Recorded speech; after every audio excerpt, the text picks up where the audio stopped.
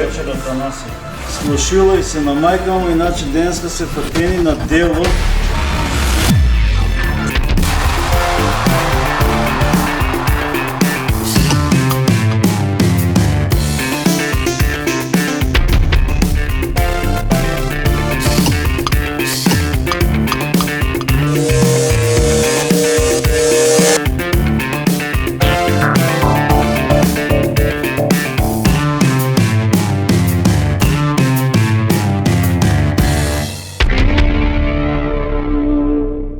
Добре дојдовте, мој драг гостин во мојата емисија со Лесно Буревесник на М телевизија. Ви го представувам денес Зоран Илиев Роџер, скопска урбана легенда. Не можев да го најдам, да го стигнам минатата година. Имаше прекрасно гостување кај колегата Лазаров во подкаст септември 24 година. Трае долго, една цела ноќ. Го гледав за да впијам од знаењата што ги искажавте таму. И чекав, овие денови дознав и ве ловев да ми бидете гостин, затоа што ме интересира вашата работа, вашето заминување, скоро под морање или скоро под присила за Австралија со комплетното ваше многучлено семејство. И затоа што сакав да дознам, во еден дел на емисијата ќе го расправиме и тоа, ако можете да ми објасните дел од вашите проблеми со правниот систем во нашата земја, во нашата татковина Република Македонија. Добре ми дојдовте. Добро ве најдов. Фала за прекрасната најава.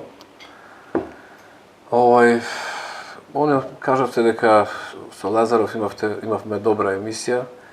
Тоа е точно. Има и додатна емисија каде што ја се објаснам ова куќа.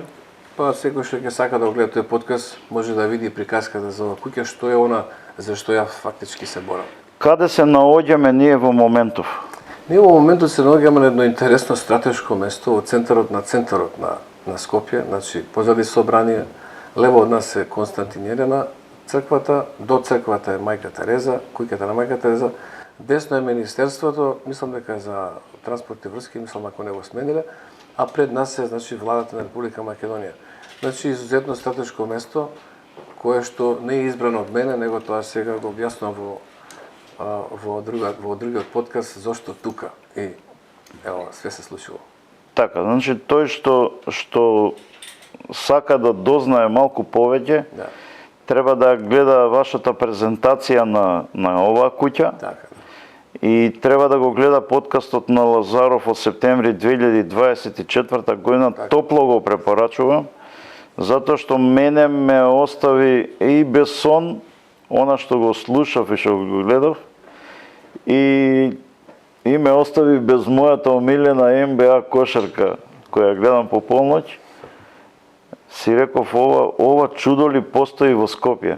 Значи, јас сум во Скопје присутен од 1972 година како гостин, кумановец сум. Ја не знаев дека ова нешто постои. Па тоа е благодарение на тоа што за жал во едни вакви услови во кои што живееме, во еднаква атмосфера, нема интерес за тоа. Иначе, еве сега да ви кажам, прошлиот пат ми се најави од Германија гости, слушнаа дека ќе дојдам тука и дојдов специјално од Германија со голема молба да им објаснам што е ова. Така дека им објаснив, добро рекоа, знае ли ова држава ова дека постои дека? Викам, ниту знаат, ниту ги интересира, немаме ние таква клима. Ние ќе пишеме нота до владата, пишете, викам. Значи, ако ја не знам, не знае ни владата. Да. Веруете.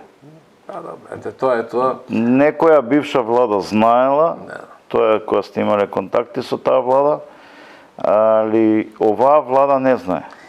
Не знаат и секако и оваа приказка продолжува во ресторантот објект што го направив, тоа е приказка што се наставува. За жал, таму е све блокирано, не функционира. И Тоа е пијано на влез на Скопје, населба маđари. Населба Илинден, да. Илинден маđари. Рожер пијано. Да, да. Ексклузивен ресторан кој што е блокиран и понатака ќе разговараме проценат како гаража. Сега вака. Ќе збориме понатака. Ме изненади една друга работа. Јас ве знам многу одамна индиректно и преку луѓе и како собственик на еден необичен бутик во градски трговски центар. Во излогот внесовте Oldsmobile или стара кола. Ја не се разбирам, немам ни возачка дозвола, не можам да го изговорам типот на колата. Значи, бевте урбана легенда, бевте човек што носеше висока мода во Скопје, што ја донесе Европа овде пред да настане Европската Унија, нели беше Европска економска заедница. И ме фасцинира тоа што одеднаш исчезнавте, а посебно ме импресионира што сте татко на 4 деца, домаќин човек сте, никогаш не сте ги оставиле на цедило, не сте ги оставиле без храна, не сте ги оставиле судбината си поигра со нив, туку секогаш сте биле тука до нив или со нив или за нив. Сега, тоа е, мислам, Каде е коренот на тоа? Дали во вашето растење, во вашето семејство, во вашето воспитување или сте сосема свој човек, сам се создававте? Па најверојатно и двете, да кажам, али секако јас потекнав од една патриархална фамилија. Значи мајка ми е домаќинка, татко ми е исто домаќин човек, сирак човек, без мајка и без татко, дојде во Скопје на 13 години. И домаќин човек кој што едноставно не научи да живееме во една фамилија, во една заедница. И нормално јас го продолжив тоа. За мене е фамилијата пред се, па после сум јас. Затоа и сега сум многу безгришен, бидејќи мојата фамилија е многу безбедна, а ја можам сега све да кажам, што треба и како треба. Така. Значи, уште нешто за вашата фамилија сакам да прашам. Има една интересна ситуација за вашата ќерка. Имате 3 сина и една ќерка. Вашата ќерка има аутизам? Да, има мал спектар на аутизам. Да. Објаснете им на нашите гледачи како се грижи државата Австралија за вашата ќерка покрај вас и нејзината мајка, вашата сопруга. Видете, јас кој ќе ви го кажам тоа, мислам, тоа е многу луѓе што го слушаат, вика тоа како да кажеш некоја приказка. Тоа е, мислам, нешто стварно, кога веќе насуваме таа тема. Значи, ние откако дојдовме дента, не знаеме кој е тој проблем, не можеме овде во тоа време, покушавме да тој проблем да го пронајдеме, но овдека немавме, да кажеме, такви стручни доктори кои што можеше тоа да го најдат, да го пронајдат. Понатака сега овде веќе се разви таа медицина, го разбираат тој проблем, за да го евентуално да го пронајдат тој проблем. Но таму како се грижа за мојата ќерка ќе ви кажам. Таму значи секое дете со такви специјални потреби, значи државата има специјален фонд, тоа е NDIS фонд кој што овозможува средства, кои што средства не се финансиски готовина, него се на писмо. Чек, со кој што чек ви располагате за се што треба за тоа дете да се тој проблем надмине. Значи тој проблем е многу интересен, јас многу знам за тоа треба друга емисија, покрај незе, многу сум дознал нормално. Така да веднаш го уште во самото школо значи одма го безицира, тоа река подхитно ќе одите на педијатар, не пушти, а педијатрот веднаш го установи проблемот и веднаш почнавме со тоа писмо кој што ни го дадоа, со кое што ние почнавме да работиме на незе. На незе после незе работи цел тим. Сега например она иде од веќе почиња средна школа, за да се премести од основна школа во средна школа. Значи прво беше во специјална школа, од специјална школа со специјални професори, значи во една просторија за деца со аутизам има 3 професора со 4-5 деца. Тоа има значи многу голем број на такви школи, бидејќи тој проблем многу чест. Кога тие значи ќе устанува тоа, идете во специјална комисија која што кажува во која школа и во каква училница ќе биде детето со таков проблем, пошто секој дете со аутизам е индивидуално, не се исти. Така да обично има професори кои што значи работат 3 професора со 4-5 деца и ги подигаат на едно ниво да после, да кажем, еден период, мојата ќерка после 3 години веќе и рекоа не е овде местото, веќе може да иде во мејнстрим скул, значи во основно нормална школа. Так. Таму од овдека го пренесува знањето до каде е стигната, продолжуваат специјални луѓе повторно во класот за сите од деца кои што Значи немаат ги аутизам. вклопуваат во мејнстрим во училиште. мејнстрим, потоа одат понатака и на крај, значи доаѓа до човек еден на еден, и тој се ка one on one човек што специјално го плаќа државата да работи со нези полека да подигне. Ментор. Да, ментор, значи да дојде до такво ниво. Во меѓувреме, значи има многу големи олеснителни работи за незе, има значи прво почна спич терапија, тоа се вика, значи некој да учи да збори, occupational therapy, моториката да се развие.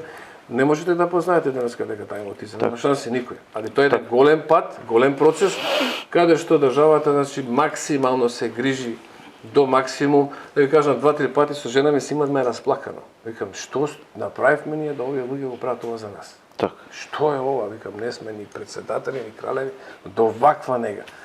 И во една ситуација ќе ви кажам, многу пати жена, леле, кај ова, немој од тука да преместиме, види овие луѓе како се грижат за незе. После, леле, па види овие, види како се, па, викам, Ане, овдека се сите такви. Системот ги научил да бидат Значи си има систем кој Системот не им дозволува. Така. Ова ја ми кажа, ќе ви кажам вас, значи, одите на доктор или викате доктор дома кај вас. Каде е проблемот? Докторот ќе ве угости, ќе ве прегледа, ќе ви се сикате, мајката, што е ова проблемот? За пола минута ви стига порака. Ве молиме од 1 до 10 прашања да одговорите. Како се понашаше докторот? Дали беше љубезен? Како ви се обрати? Так. Ти даваш оценки. И не да може да има една деветка, до тука ќе му биде. Тоа е систем кој што функционира безпрекорно. Дури како у научна фантастика. Имате уште 3 сина. Така да. Дали ги имаат наследено дел или поголем дел од вашите таленти? Виде дека кажам вака, сите се те талентирани, за жал, и затоа сум среќен што на некој начин им овозможив да бидат таму, бидејќи тие се најдни деца уметници, тешки уметници. Уметник човек во еден ваков систем, да кажеме, како овдека, многу е тешко да се снајде. Овдека треба да биде виртуоз. Јас имам некои такви особини, па за жал, гледате до кај стигнат. Така. А тие ги немаат тие баш особини, повеќе се на мајке. Многу се добри, многу се честни, многу се и така. Малиот е многу талентиран, напише 28 песни, го барува Америка да оди. Беше таму на едно шоу каде што јако здрма со Рита Ора беше значи, у шоуто и така натака. Меѓутоа не отиде во моментот, али чекаме момент кога ќе отиде таму да кажеме да представи таа неговиот тој талент.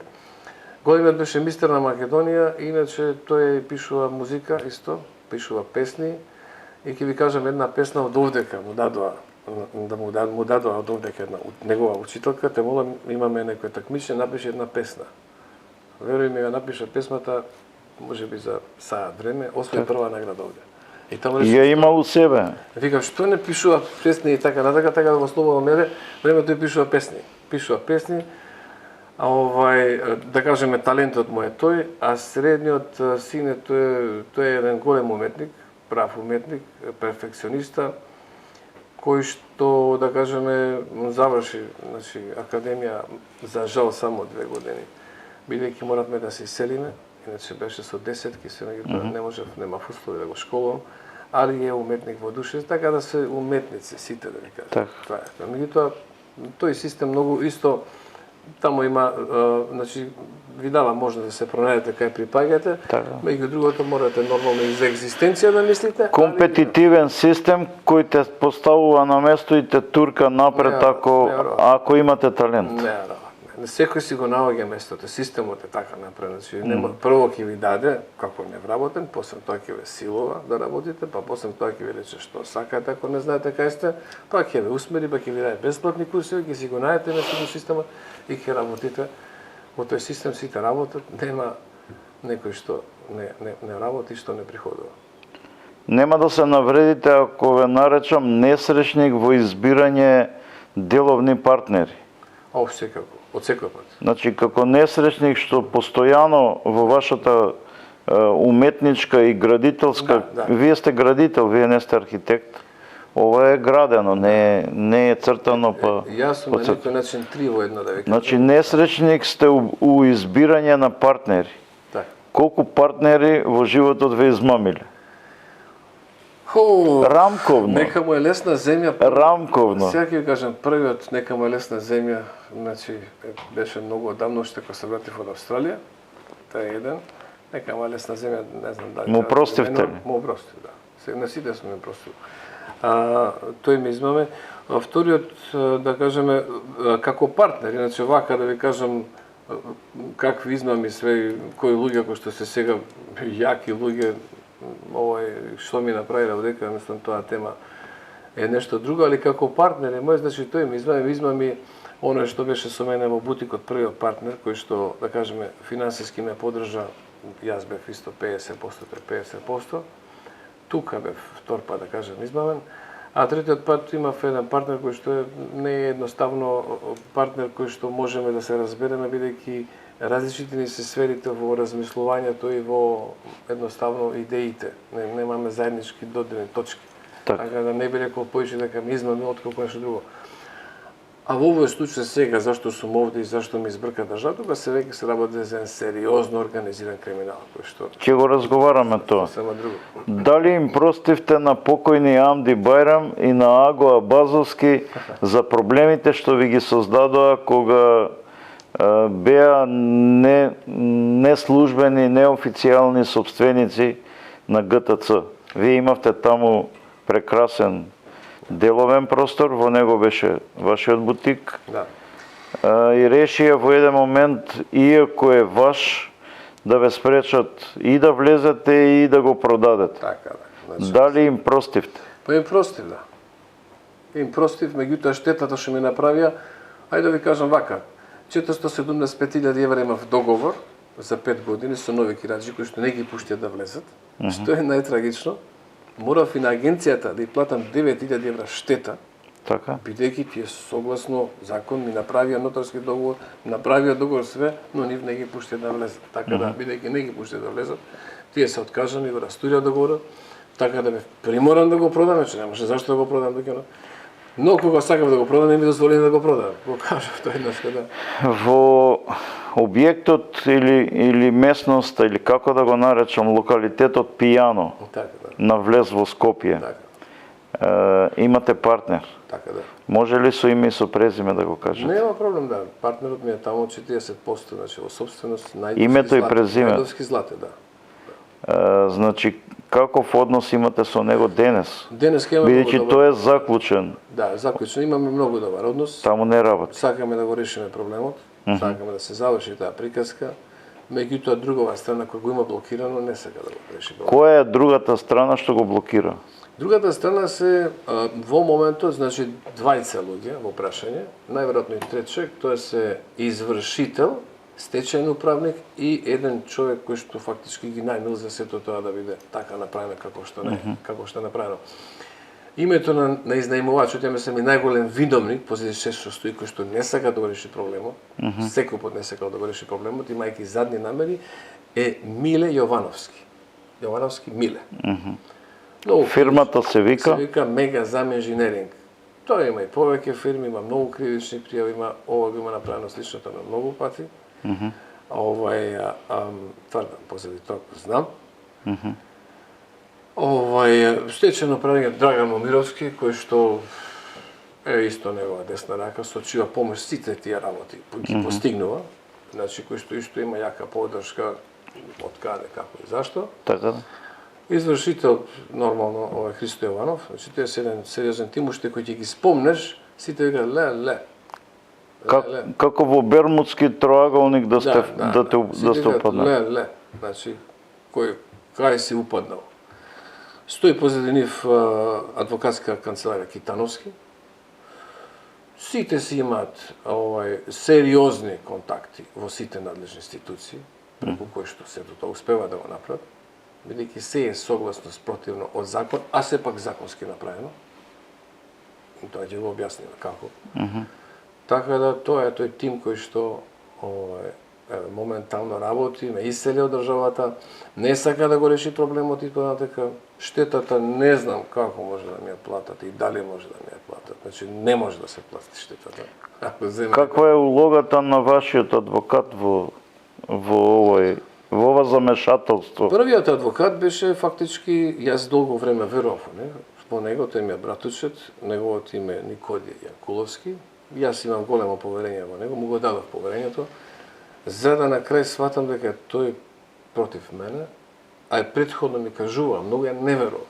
Абе, вака и вака вика кажува за тебе некој работ, ја слушам, мој пријател, нотар во Австралија, Бојан беше тука на гости, вака и вака докаде тој вика збори против тебе. Не бе, викам, Бојан, грешка си. И кажу на жена, вика, не бе, вика, немогуче тоа да го збори. За да на крај, мислам, во сите институции, као да кажу, некои приказки, син ми со мод, исто кумови кај што сме, значи, кој што одеше да ги земе документите од него, Шта, шта, Зоран Роџер, ја го вадев од затвор, лежеше за дрога. Нити сум бил у затвор, нити казна сум платил. Имам некој у мене, може и не е добро, не сакам да видам како изгледа дрога. Не сакам да ја видам, ни пушам, ни пијам. Нити сум се дрогирал, нити сум бил у затвор, нити сум имал казна. Луѓе кои прашував по Скопје кога доаѓа Роџер, каде е Роџер, пошто така ве знаат сите, на споменување на тоа име ми викаат, тој ради коцкарски долгови замина од Македонија, избега од Македонија. Да, дојде Forbes, ке ви кажам, Forbes, најголемата критична куќа во свет и ја видела куќата без приказката. Коцкаш ли? Нема шанси, не коцкам, не знам да коцкам. У топ 50 во светот ја стаи дестинација. Топ 50 in the world, Forbes, ја става куќа. Може да мислите сега. И тие не знаат што е ова. И во нивното интервју, во интервјуто на еден американец новинар кој што доаѓа тука заинтересиран да го види ова, вика овој човек покажува тоа слика, искоцкал све, вика, се занимавал со нечесни работи, искоцкал све и така и тоа во новини го пише благодарение на мојот адвокат, кој што до сега никој такво нешто за мене не спомнал, ниту изјавил. А тој го кажал сегде, посебно ме кажал банка која таму ги ширал тие работи, а јас сум број еден во Стопанска банка. На жал тоа секој пат го кажувам, но тоа е моето лице. Јас сакам да бидам број еден. 30 години мојата фирма. Во која смисла? Стопанска банка.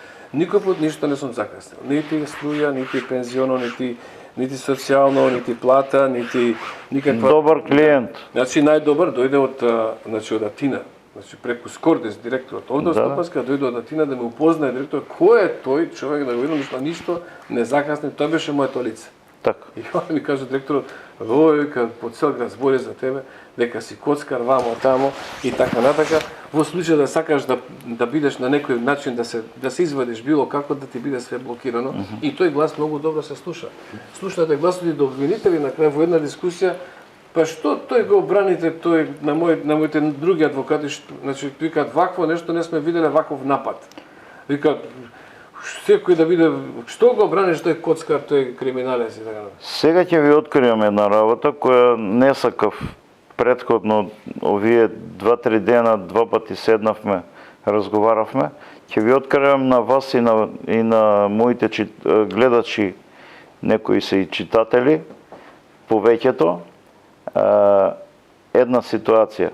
Значи јас кога слушнав дека сте на суд на тој датум во тој предмет кај судиката Моника Бахчовановска и втора судика Билјана Коцевска, јас дојдов таму за да ве сретнам пошто дознав дека сте сведок. Не знам дали сте сведок оштетен, до таму немам влезено во тој предмет. Дојдов да ја видам како ќе се однесува судиката Билјана Коцевска. Затоа што бев кај неја во судница во еден многу комплициран и многу интересен предмет, кој се одложи. Настана голема паника поради моето присуство. Јас како јавност со лична карта можам да влегувам да бидам присутен на судења. Ова граѓаните треба да го знаат, затоа што во име на граѓаните суди тој суд.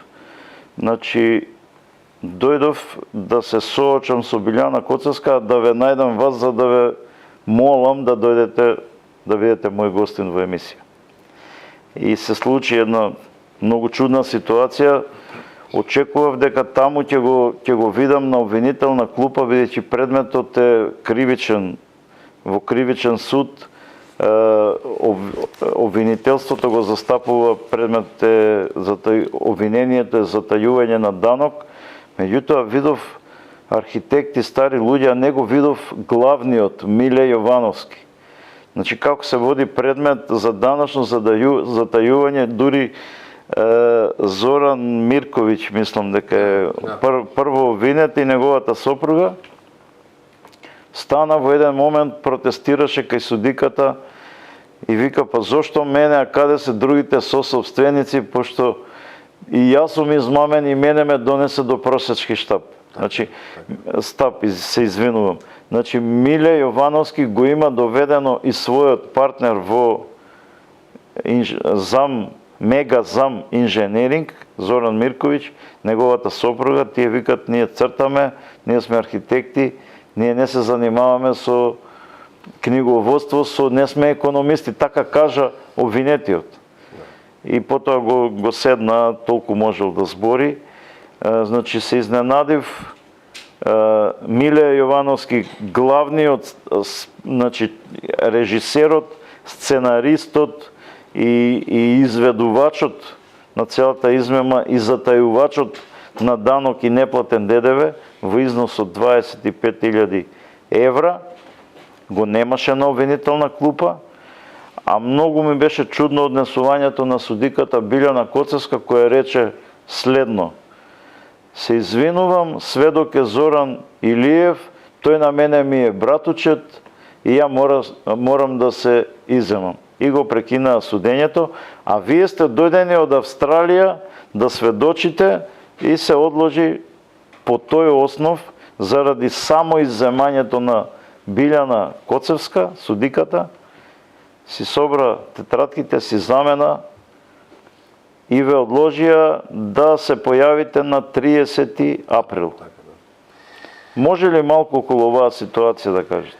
Па, ќе ви кажам, па видите, прво, стварно доаѓа многу оддалеку, не може да сватат колкава е штетата која што се прави врз, знаете, како да ви кажам, секој пат штетата кога се прави, нарочитево да кажам дел од Австралија. Коцевска рече дека ви е братучетка и заради тоа си замину. Сте биле во сродство. Да, секако, тоа е тачно. Мене ми е жал што се појави она и ми е жал што откажа, бидејќи таму во законот стои дека само како сведок прва линија може да отсаствува. Така. Значи брат, сестра, прва братушка, она ми е втора, воопшто не е проблем.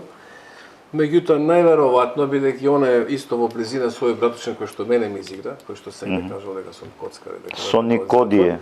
Може би затоа и беше и незгодно, меѓутоа штетата моја е многу голема. Јас едно идење и враќање таму веќе ми е трет пат како се одлага, не е баш едноставно. Некои луѓе не ги разбират како штетата овде што е настаната. Јас многу чисто пат им го кажав на моите работници. Луѓе, гледате вие, ние сме 100 луѓе градиме, правиме еден, викам ќе дојде тука седно шкорче ќе запали. Колкава е неговата сила, викам на штетата, за разлика од ние се што ќе правиме и ќе ствараме тука. И тоа е огромна штета што се прави. Ја не може да објаснам, треба емисија за тоа да знаат колкава штета се прави врз мене, што мене ми викат ќе дојдеш. Значи, сепак е тоа пропуст на системот кој што како ги дозволил сите работи до сега, што јас ќе ги кажам, така и ова е еден пропуст кој што мора да има некој начин како да се надмине, а не секој пат да се одлага, бидејќи тоа така може бесконечно добро. И сега сте доведени во состојба да сте противставена страна со Зоран Мирковиќ и неговата сопруга, а немате конфликт во минатото. Никаков конфликт. Зоран Мирковиќ е прекрасен човек. Јас сум сигурен дека е наместен и тој знае дека е наместен од неговиот партнер и неговата сопруга 100% нема ништо со тоа што е обвината, таа е наместена. Жената едва се движеше. Да, жената е наместена, и одговорноста е секако нејзина, како и јас што сум наместен, имам јама одговорност. Ама тие имаат и како голема одговорност за сето тоа што го направиле. Просто докази има и против нив. Не само против мене и против мене, под присила ме принуделе. Јас сум потпишал нешто што не треба. Што потпишавте? Па ја потпишав еден харп фактури на маса, кој што фактички нити сум ја примил робата, нити постои таа роба кај нив у фирма, нити постои робата кај мене на објект. Зашто имам сериозни докази, графолошко вештачење на некои потписи од испратници кои што не сум примил роба, Градожно вештачење каде што робата е донесена после употреба на објект, значи употребна дозвола сум добил на објектот кој што е по мене и по некои сериозни анализи најексклузивен објект, до Чачкалица некој истурал бетон. Значи датата после месец дена не може да истура никој бетон, таа се илузии. И на крај има и економска вештачење што во фирмата нема фактури, нема ништо. Ни тамо, значи нема. Значи имаме градежни, графолошки акон кои што за жал никој никаде не ги прифаќа. Ама ги прифати еден обвинител во минатото и со два пати нив. го смени обвинителот, го унапредија, го тргна од предметот, ставија нов обвинител кој што го отфрли предметот. Значи имаше налог од висше обвинителство да се работи според докази. Ништо повеќе. Еве ги доказите да се работи според докази. Се смени обвинителот и го отфрлија предметот два пати. На крај ми рекоа, слушај, зашто не си го стел ти одека основа да се гледа дека ти измами пред училот? Не ги дал твоите докази своевремено кога требало да ги даде во суд. Зошто не ги дал? Затоа што за како ќе добијат тие пресуда, те немаше никако да добијат пресуда. Таа го вика сите, како може ово да ти го направи, че? Кај ќе му оди душата? Зашто ти го направило ово? Си имало начин комплетно. Знаете дека ви кажам до кај иде парадоксот. Значи он не ги дал доказите, врз база на тоа што не ги добиле пресуда. Под кои околности тој не ги дава? Што прави? Што прави?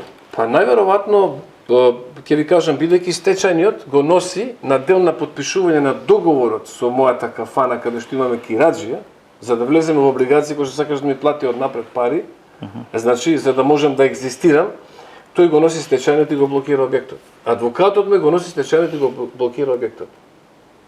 И јас тогаш дознав дека фактички ова не е, овој човек е стварно против мене, али имав и претходни информации како работи против мене. И како ве оштетува?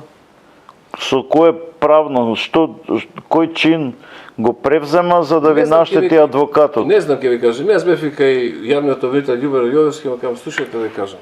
Вика, тебе очигледно те измамил адвокатот, што да ти правиме? Како што да ме правите? Како те Тој го измамил? измамил, има закон за злоупотреба на денос. А не го гонат? Ако не, дај кривична.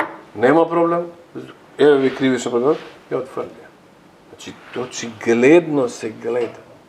Организиран криминал. Не ги дава доказите, за да не можам да се бранам и ја добиват правосудната пресуда, тоа све временски направено, да немам право на жалба.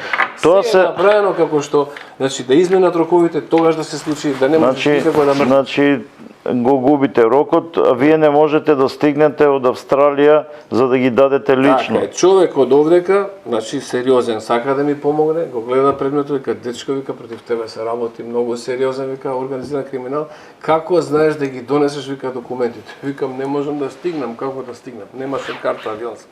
Не можам да стигнам, не можам да успеам да. И на база на тоа што не сум тука, ја злоупотребувам мојата отсутност, не ги дава доказите, тие добиваат правосилна пресуда.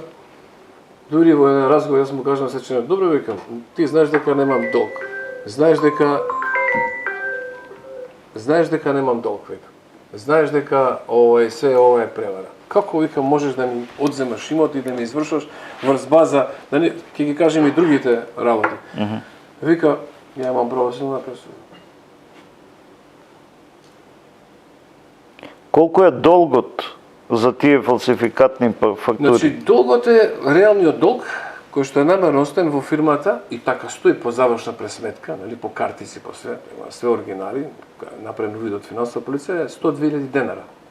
Од 102.000 денара на денот на курсот, ако помножите 102.000 денара, пута денот на курсот, се добива, денот на курсот на еврото се добиват 102.000 евра. И на тој износ се направени тие фактури. Чека, кога било 1 евро 1 денар? Не. Значи 102.000 денара. Помножете ги по 61.5, ќе добиете точно сумата на фактурите со кои што се доставени Све тоа е многу случајно, нели? Да. Све тоа е, значи. Колку фалсификат подписи има ваши на тие фактури? На фактурите нема има на спратниците. Значи робата не сум напримил. Така и ми рекоа, вика, не се секирај, она, вика, книговодствена, нема ништо да ти биде, она. Ама присила имаше огромна. Еднаш ги одбив, втор пат ги одбив, трет пат, да не ви кажам, огромна присила и не можам да ви објаснам, кога имате фамилија и кога ќе живеете у подрум, Можете да ми објасните? од овдека, пазете, од ова, кај што јас сум живеал, кај што честно и поштено све сум заработил, со мојот труд, ја имам направил 420 интерерни решенија во Скопје, значи од сите куќи на сите најеминентни луѓе јас сум работил, значи до бутикот мој, до 4 погона со кои што работев, до извоз, до све најчестно и најпоштено све заработив што имам. Нити сум дужал негде, нити сум имал спор судски, нити сум знал што е тоа адвокат во мојот живот. И кога ќе дојде една ситуација да поради ова се ви затворат и живеете у подрум, ја отидов со децата мој да живеам у подрум. Другар ми Џоле што е моментално излезе во Швајцарија, благодарение на ова све што се случи овде, ми даваше керката негова покојна од нема, сите знаат, млеко за керка, не немав млеко. Немаше млеко да бе керка, но жив у подрум. Од ова да излезете у подрум да живеете. Тоа е страв. Не раки мене, никого не И очај. Али фамилијата ми беше страв за фамилијата. Не знаете ни што поминавме ние. Тоа не може да ви го објаснам. У кратки црти само ќе ви кажам, син ми кој што беше мистер на Македонија со опроштено писмо отиде да си го одземе живот. Случајот е јавно познат, покојниот водител Зоки Фаци го најде кај Катланов. Така. Беше огромна потера по околината. Значи они така мислат, ќе правиме штети и тоа така ќе помине. И се уште мислат, ќе му земеме све, никому ништа. Се имаме ние докази, мислам имаме пресуда, чекај малце застане повеќе. Има пресуда, има и правда. Работите се менуваат во Република Македонија. Не знам колку сте запознаени. Дојдени сте во период кога има страотни потреси во судскиот совет, во советот на јавни обвинители, во обвинителството, во вишото јавно обвинителство им се суспендираат едни со други, се надмудруваат на штета на граѓаните. Така? Значи, дојдени сте во можеби најкритичниот период, затоа што минатата година се смени извршната, парламентарната и председателската власт. Јас сум оптимист дека тие промени ќе доведат кон добро, затоа што нели дното нема дно, меѓутоа Македонија одамна и тоа дно по дното го допре. На граѓаните им е стварно преку глава. Многу млади луѓе се исели од овде заради таа небезбедност, несигурност. Така да јас сум оптимист дека има шанса, ако се почне од управа за јавни приходи да се реагира во вашиот случај, ако се приклучи финансова полиција, финансиска полиција, да ги разгледа вашите докази и ако добро, супер или вештачење, како се вика, се направи, а ја мислам дека имате сила тоа да го направите, бидејќи веќе го немате товарот на обстанокот на семејството, мислам дека можете да се вратите во правен колосек, да спасите и ова куќа и пијано локалитетот. Сега кога сум затоа дојден, без разлика на сите штети што ги трпам, само за да пронајдам начин и модел како мојата правда да ја доведам, да ја добијам мојата правда, ништо повеќе не барам. Ако се доказите вистински, земете ги во обзир. Ако лажам, кажете лажам. Не знам како можете да кажете 45 потписа или колку се дека се мој, кога не се мој. Не знам како ќе да кажете. Не знам како да кажете дека роба со пример што не постои. Магла, што е нема книговодство. Значи, нека докаже некој дека не сум управо, а не да ги фрла предметите. Не може така, не сваќате. Дали ви се заканува некој последните година дена или последните месец дена? Имав закани да ви кажам претходно, сега немам закани, сега не се плашам више. Кој што сака нека се заканува, јас сум решил да идам до крај. Ова ќе го решам, како и ќе го решам, затоа што ова е мојот живот, а све што правев, не правам лице, него ќе видите од приказката, преку моите знаци, направено за Македонија. Така да, не сакам никој да растори оваа приказка.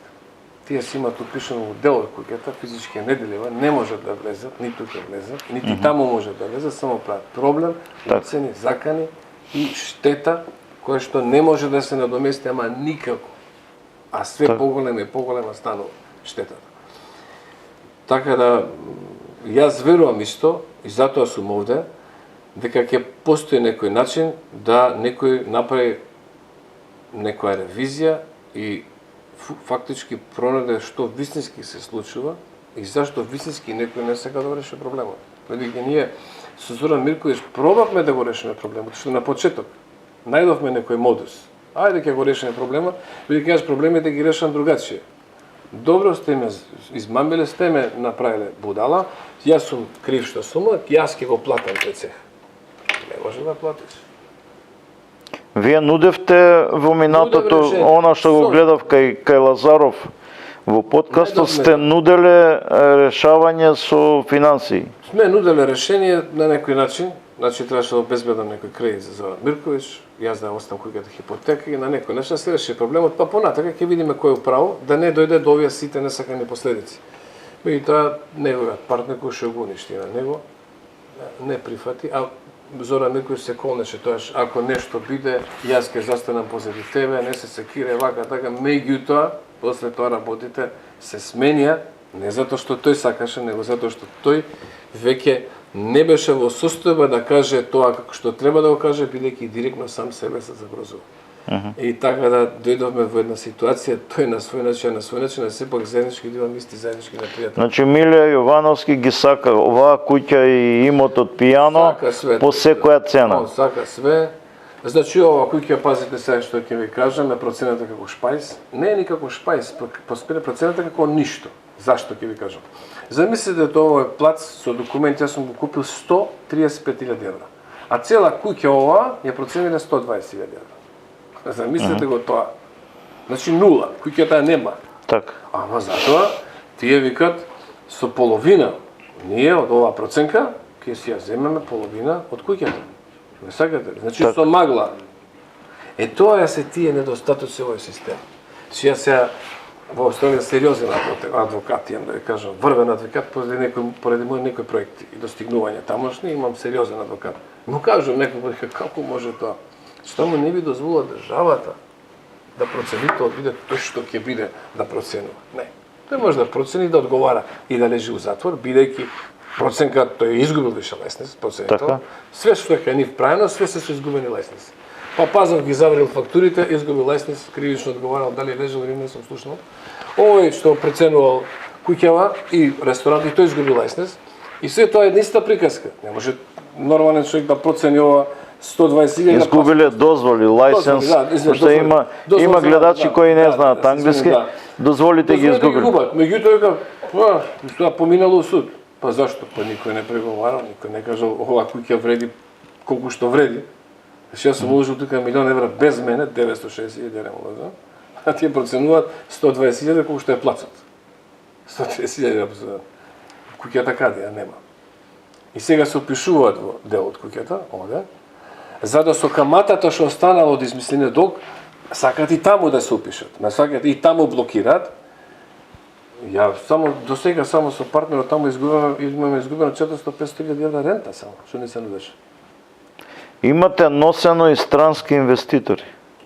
И то сериозни странски инвеститори. Па, јас кажав во емисија, ваму проектот е многу сериозен таму. Јас не го открив како тајна, бидејќи има сериозни писма со намери од сериозни институции, западнячки институции. И беше заинтересиран Джонсон Контрол, значи Харалд Джонсон Контрол да го финансираме тој проект, да го завршиме, како што треба да се заврши. Како целина. Да, тоа е прв дел од приказка, има 4 дела. Значи да се завршат со сериозен бизнис план.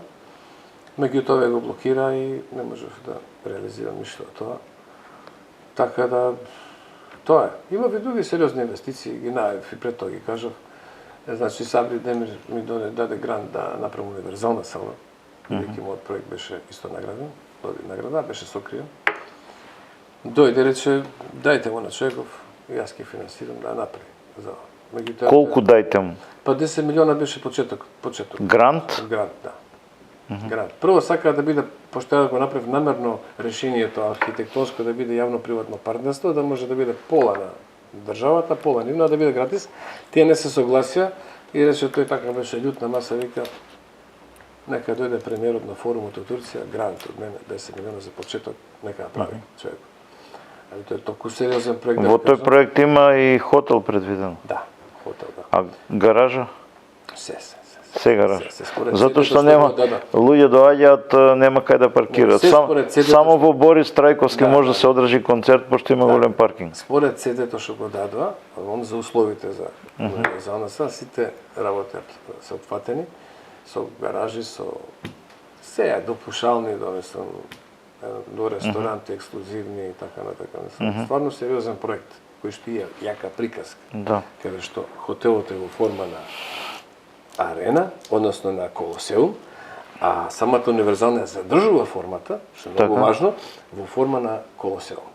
И арената и колосеумот се спајат во една целина, што бидејќи од секој пат има една анимација на луѓе како се борат македонци со лавој од времето на антиката до денеска и тука е предвидена со иднината на крај. Како се случува иднината, значи некогаш сега за секогаш што е фактички оно што сакав да се направи. Многу сериозен проект, многу интересен. Оваа куќа има и така под наводници да кажам политичка историја, бил заинтересиран да ја види и да ја посети покојни Киро Глигоров, председател на Република Македонија. Кажете нешто за тоа. Многу ми е жал, јас сите ги канев и ги молев да дојдат, не нешто друго, да се запознаат, бидејќи се е направено со знаци. Значи, ако ќе има сериозно објаснување, затоа направив емисија да објаснам да има една историја. 8 часа имате презентација, видео презентација. Да се покаже секој знак, од кај се појавил, како се појавил, зашто се појавил и таа целата работа на тие знаци. И имавме едно согласување со председателот, бидејќи тој тврдеше дека сме дојдени преку Карпатите со цевки преку Дунав, во историјата, јас му тврдев, не е тоа тачно.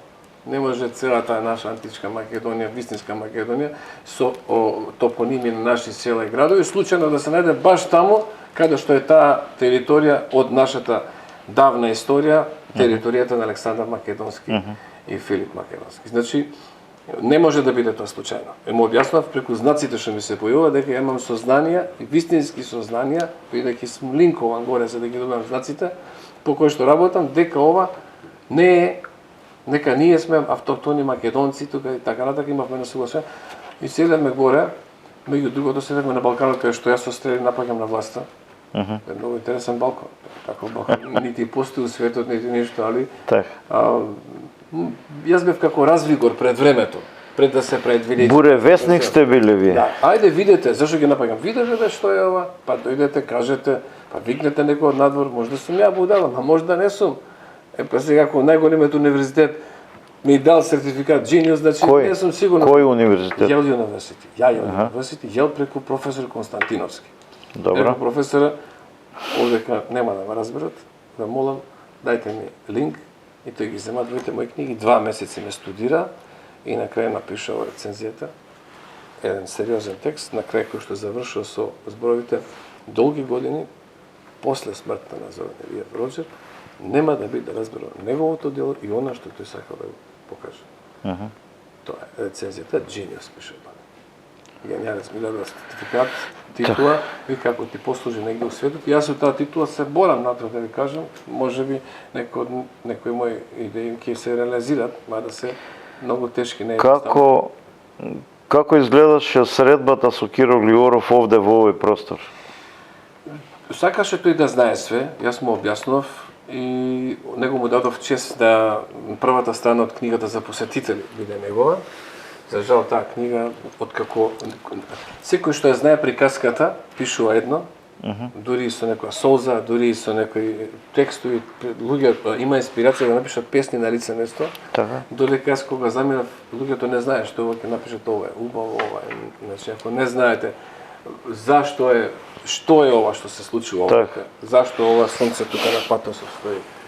Разбирате зашто е таму рајот зашто е горе бесконечноста, каде патуваме низ времето, што се случува овдека, зашто се појавуваат штитот на Александар Македонски овдека, зашто е Гордиевиот форт тука присутен, од каде тоа, од кај доаѓа сето тоа, зашто е дрвото на животот, што сака да каже. Не е тоа исто и да гледате нешто и да не знаете што е, свеѓате. Да. И јас се тргнав книгата и викам, без предпоставував дека некој ќе го види ова, па ќе има хустост и ќе го објаснуваат, па ќе биде во интерес на државата, па ќе остане за државата. Не треба мене, не го брат за мене. Така. Ама, за жал, И затоа покушавам да го спасам. Бидејќи во мал дел во приказката, влезете ќе ја слушате приказката. Приказка од доле до горе, со целото дрво, со целата приказка и ресторантот место. Со една приказка која што нема е стварно совршенство кое што не го правам јас. Затоа им кажав и на тие што ми одзема наградата, не и го правам ова јас. Јас едноставно сум тој кој што добивам некој линк од негде и информација како да го направам тоа и што треба да направам, а не што сакам јас. Што треба и што сакаш е многу голема разлика во архитектурата. Кога нешто дамаш на срце од љубов, и тогаш ти правиш што треба. А тоа кога го правиш што треба, го правиш за сите. Не го правиш за себе. Ако го правиш што сакаш, тоа е твој личен избор, за себе правиш што сакаш. Ваква куќа која што има потпис со секој квадрат од мене, не е за мене и за тоа што јас сакам, него е за тоа што треба. Да се Вториот политички современ македонски аспект е вашиот контакт со владата на Никола Груевски во време на изведување на проектот Скопје 2014 година. Да. И тука имате една епизода, ако сакате да ја раскажете накратко. Јас имам таа кажано, еднашка ќе ви ја раскажам уште еднашка. Значи, За нашите гледачи раскажете. Секако. Значи, имаше едно барање од архитектите, бидејќи јас имам направено неколку иновации, неколку патенти, кои што еден патент е за НАТО.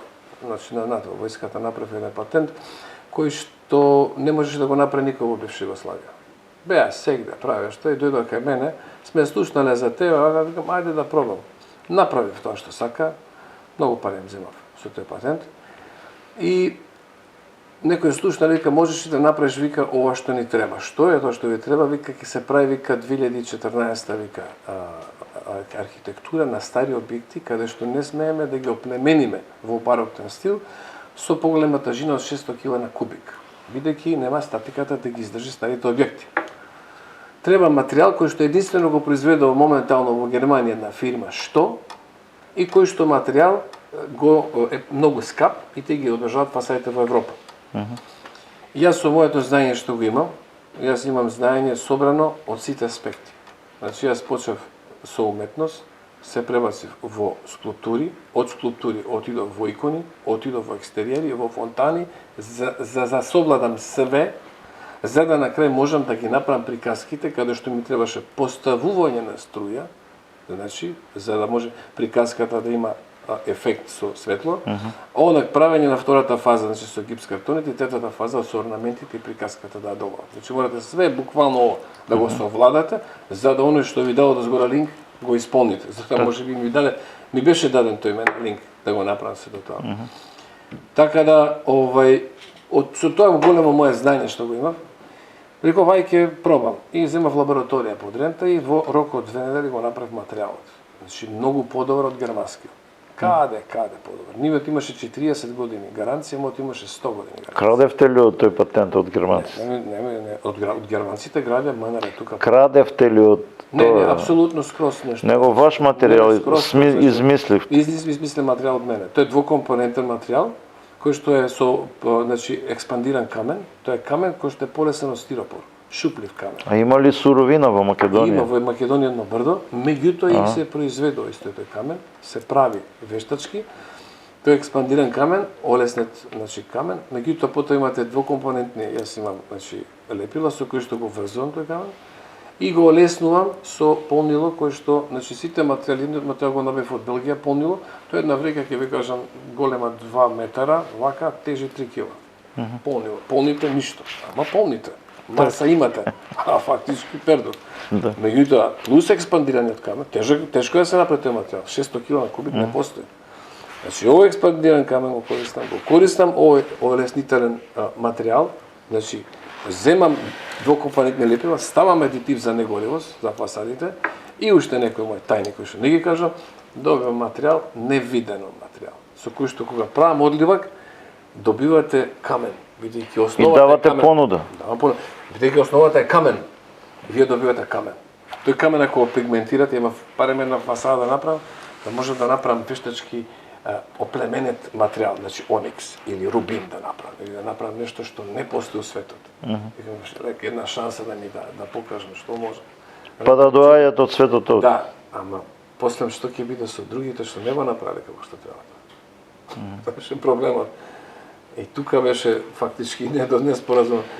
И така да го измислив материјалот, го патентирав, го дадов у понуда и се заканја на жена ми дека ќе не ликвидират ако учествуваме на тендер. У Скопје 2014. Да, не се заканја. И имаше една ситуација каде што... Зошто? Па, бидејќи... Разлика ли голема од цена беше? Не, Што беше имаше една проблем? фасада, ќе ви кажам овде што е направена од материјал кој што гори. Која фасада? Па, ќе ви кажам, мислам неколку пати си има запалено. Па ја гасат. Тоа е влада на Република Македонија и АЕК фасадата. Тие се направени од материјал од нафта. Значи тоа е материјал кој што е горев материјал. Се пали. И така да дојде во самата ма презентација неспоразум, те извадија парче од таа фасада, дека имаме ние добар материјал, тоа се запали и ја дојдов од тие проблеми. Се закани се чудо. Вашиот материјал не гори. Не, никако. Ни гори, ни мрзне, ни ништо. Рударски институт вика што си направил. Ова е, значи, невозможно. Баш кај што добиваме камен, не добиваме... Добро. Тие прават рециклирано стакло, па го фарбат, па се љупи, па споевите се познаваат. Мислам, тоа е Добро, за ама мене фалш. На Македонија не и треба влада што не гори. И треба влада што гори. Вие гледате овде кај што е ова направено. Ова не земјоти, се не може да се... Не може, ова е направено солид све. Значи, јас го правам со материјали. Така да и таму фактички вршија проценка на другиот објект, тој го проценија гаража. Да. И тоа е така идејата во системот. Го проценуваат гаража, проценителот губи лајснис, ама важно гаражата у суд, вика, не интересира. Па јас преку комора, 2 пати, благодарение на тоа што сум Австралија, па можам да се борам финансиски, што ме кошта многу скапо, го буткам тоа 2 пати, за да не може таа нивна гаража да се упишат у таа гаража, зашто тие сакаат да го безвреднат и да влезат у некоја приказка гаража со никакви некои си ситни таму нивни реални 1% нереални невистините финансиски конструкции да влезат, да ве блокират и да ви прават проблеми, да влезат со некој голем процент и така натака.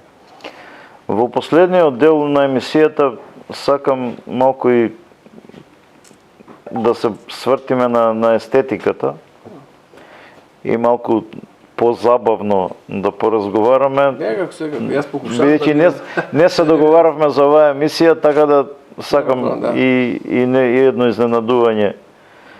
Дека знам нешто што вие не ни сонувате дека знам. Естетиката, значи со кои интериери во Скопје, еве набројте 4 или 5, се гордеете, да кажете тој објект, тој кафич, ресторан, се гордеам со изведбата. Па ќе ви кажам, Кои ви се посебно драги?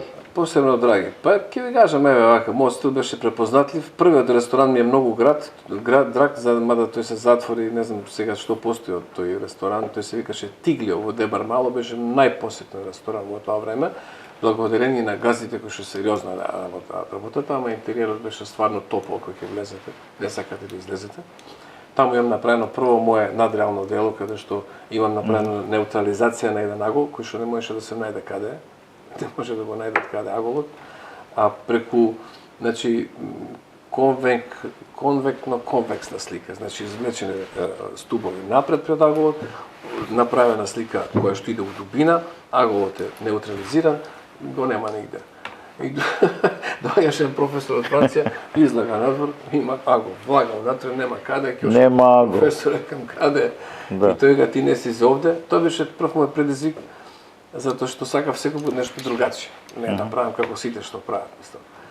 Тоа беше, да кажем, многу ми е драга. Таа од Тиглио кафаната, пуснем ова Дуомо, имаше таму напред катедралата, Дуомо на зид, да кажем, многу интересна. Имаше некои плафони интересни, така нешто ми се свиѓаше тој дел, да кажеме, од интериерот. Ова Липа кафаната ми рече, газдата, слушај, немаме финанси, вамо таму искрече. Викам, остаме, јас ќе искречам. И ја направи за 17 дена, ексклузивна, најубава во стил, не понови за 17 дена, што не можеше ни да искречат. И што вика Колку бе? време ми даш 17 дена за кречење, остај ме да искречам. Абе ова ли е кречење, така ли? Има ја направи, викам, еве ти од мене, значи тоа така е. Дел од емисијата, макар што не е забавен, у суштина е сериозен, нема да спомнуваме имиња, затоа што не сакам никого да обвинуваме или да оговараме. Постои еден моќник во Македонија кој не е познат како плаќач, познат е како нарачувач, воодушевен, импресиониран додека му работите и после неќе да плати. Вие сте можеби единствениот за кој деновиве слушнав дека со него сте соработувале и дека сте си ги наплатиле парите за вас и екипата која работела со вас. Може ли оваа приказна да ја раскажете за гледачите? Моќникот нема да го споменеме, нема ни ја да го кажам.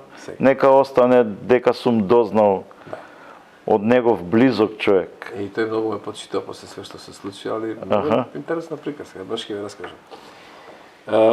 Моќникот сакаше да решава интериорни решенија и приказката почна, абе вика, овдека сакам да ми правиш нешто, ова, викам, слушај, ај вака ќе почнеме, го гледам простор, прво ќе направиме... Немојте да го имитирате у дијелект, ќе го препознат кој е. Ќе го имитирам, добро што ме поменеште. Така е. Да.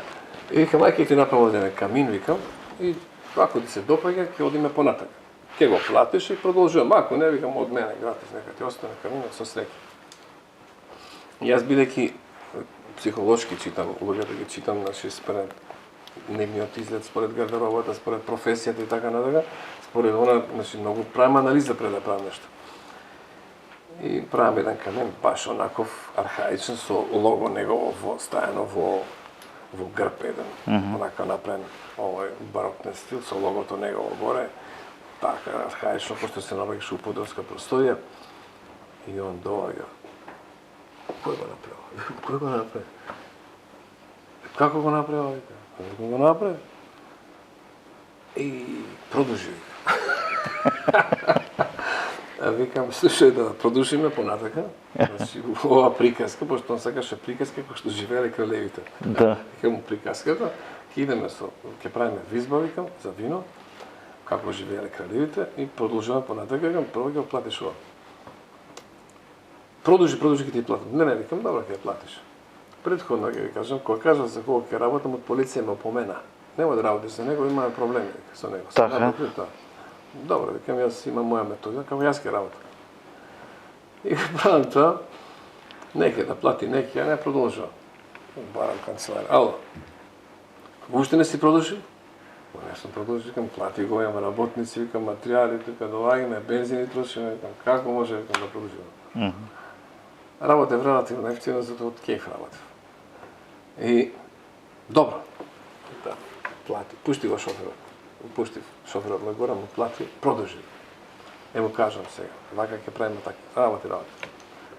Му направив изба за вина за такви работи. Кралевски, како ќе пие винат како кралеви. Да, кралот. И доаѓам, како го направи овој? Го направи. Баш он што не се надева, а тоа го сака, го добива. Така е. А вика, ти стварно си многу чуден. Тука вика, па чека, овој тука се појавува ретко у денот. Работници работат. Ја ќе пробам со нив да работам. Да. И му нуди на едниот од работника, вика, што вика овој роđак тука, вика се зафркавате со него, вика, работете, вика, вас ќе ви платам. Што морам на него, вика. Удрите му клоцу. И он вика, бе, ние не знаеме без него. Како не знаете, вика? Па вие работите, да, вика, он доаѓа, 3 линии ќе насете на зидот, овде ќе ископате, овде ќе поставите ова, и ние сега работиме, пак ќе доаѓа у денот два пати, контролира, и ние работиме по него, како што не учам. Ја ги учев како да прават вештачки камења, како да прават ефекти на патинажи и така натаму. Ама главното чурајве не им го даваш. Ама не може. Јас покушавам да ги учам, не може. Само од толку луѓе еден остана вака маци што нешто прави, класика, не може да влезе во душата, она баш да го даде уникатот. Така. И од тука продолжува втора фаза, трета фаза, кујна да му правам исто, да се, мотив се топи како чоколада целата, нема јасно. И тука паѓа На крај, да ти кажам, повторно пари нема му дам. Купола му правам една со Ренесанса, сиски сме горе, цртам правам. И тоа ми остане ненаплатена куполата. И на крај, значи имаш уште многу дела, посебното дело беше од подрумот излагаш едно светло, што да правим со ова. Тука направи една стварно уникатна изведба. Тоа светло направи витраж да му даде светло ностоп внатре, а скриени светла јавив, значи како еден вештачки лустар направив од материјали, нешто стварно изуzetно. Кога го виде тоа, како го направи овој, што и само одушевување од одушевување. За да на крај во еден негов објект, каде што недовршен објект, треба да се доработи некој елемент, и ми вика, можеш ли ова да го направиш? Викам, може. Прави. И јас му го правам, тој е изуzetно скап елемент, во овој стил, значи резба комплетна, огромна. И доаѓа кај мене у производство, лале, вика, како си го направил? Ово, брзо монтира, го има отварање, а нема, вика, ово треба да се плати. Не, нема плаќање, вика. Носи го звена. Не, ова ќе го платиш, викам. Да не кажам, ова нема се 5 пати поевтино, тоа што не си сакал да го платиш тамо на друго место кај што ти било правено. И таму борба, нема отварање мое, му дават на шоферот и куповата ќе платиш, викам, со Ренесансите и се, ќе видиш со кој имаш ти работа. Кам не ми се заканува, јас не ти правам, не ова не нешто. Ти дам поштено, викам, плати поштено, ќе видиш со кој имаш. Не ти го дам, викам. Добро. Плати све, монтиране таму. Пола сат не помена, ало се јавот на телефон. Роџер, да ги вратиш парите, вика. Врќај паре. Зашто да вратам пари? И сега тука беше, јас не се плашев. Да. И кој се ја викам, дојдете да ви ги вратам парите. Да. Кои гасте? И тие се зачудија малку. Влагаото проблем, знаа дека влагаото проблем. Така да. И беше голема борба, значи, кај него канцеларија бевме и така натака, да на крај човекот што сакаше да му помогне, вика, слушај, или врати му робата, ќе ти ги врати парите, или робата и ги парите. Не, вика, и робата и парите се мои. Така да. Заврши случајот у полиција, јас информирав полицијата, за да на крај полиција му речат, беше многу тежок случај, ме моля, потпиши тука, сакаме да го решиме. Човекот потпиши, не. Ја реков, не секам, татко беше узнемирен многу, немој синко, не ме викам јас. Кралот. Не му потпишам, викам, нема шанси, нека не се секира. И тие му река, слушај, пријавата со ова што се сниме, што ја го снимав, ќе седи у филм. Ако не се јави доче, да ни каже да го узнемираваш, ќе лежиш, не те спашава никој. А снимката иде кај буревесник. И после тоа ме грли, ме прави пријатели, така на така. Еден мокник чуден, ама ајде така заврши приказката. Ја имам напишано во книгата како мокник, не го имам на поимето. Господине Илиев Роџер, пред да ви се заблагодарам за ова прекрасно гостување, пошто и мене ме внесовте во овој свет, иако сум агностик, не сум верник, ама ќе почнам и јас да препознавам знаци покрај вас. Ако сакате да одговорите на едно последно прашање. Овде во овој интериер е снимена една емисија и е бункерирана, не е емитувана. Дали можете да кажете со кого снимавте и кој ја бункерираше? Ќе ви кажам со која снимав, а не е бункерирана. Таа беше многу силна емисија, да спек што адвокат стоеше до мене и како што јас разговарав. Емитувана е? Не е емитувана, така се вадеа доказите. Значи, пред за секој збор ја што кажам, има доказ. Така ги вадеше адвокатот доказите, јас им кажав, нема да емитувате. Не, ќе емитуваме. Емисијата е, значи, позната, меѓутоа, најверојатно нема храброст да ја покажа, така да секоја чест на вас, како и на Лазаров, сите како вас, кои што стварно сакате да помогнете и некоја вистина. Не сакате да кажете кој снимаше? Сакам да кажам. Кажете. Емисијата е снимена, тоа е поручената емисија Код, каде што снимателот беше, значи, не беше Лупевска, него беше Јован, како се викаше сега, маш се го заборев. Значи редакција Код. Код, редакцијата Код. Ја снимевме емисијата. Може би таа емисија да се емитуваше ќе помогнеше во целата. Во кој период е снимена емисијата? Емисијата е снимена, значи негде па најверојатно 2 до 3 години назад од сега. И стои не емитува. Не е емитувана, да. Ви благодарам за гостувањето во емисијата со Лесно Буревесник. Од ова место ја повикувам колешката Лупевска да ја извади од подрум емисијата, ако не е во бункер, и да ја емитува. Би требало. Ако веќе е направено, зашто се не емитува? Почитувани гледачи, ова беше емисијата со Лесно Буревесник. Мој гостин на оваа прекрасна локација беше Зоран Илиев Роџер, патник низ времето, архитект од посебна врста, од посебен вид, човек кој од знаци, од дрво на животот направи куќа. Фала. Ми беше чест и мене.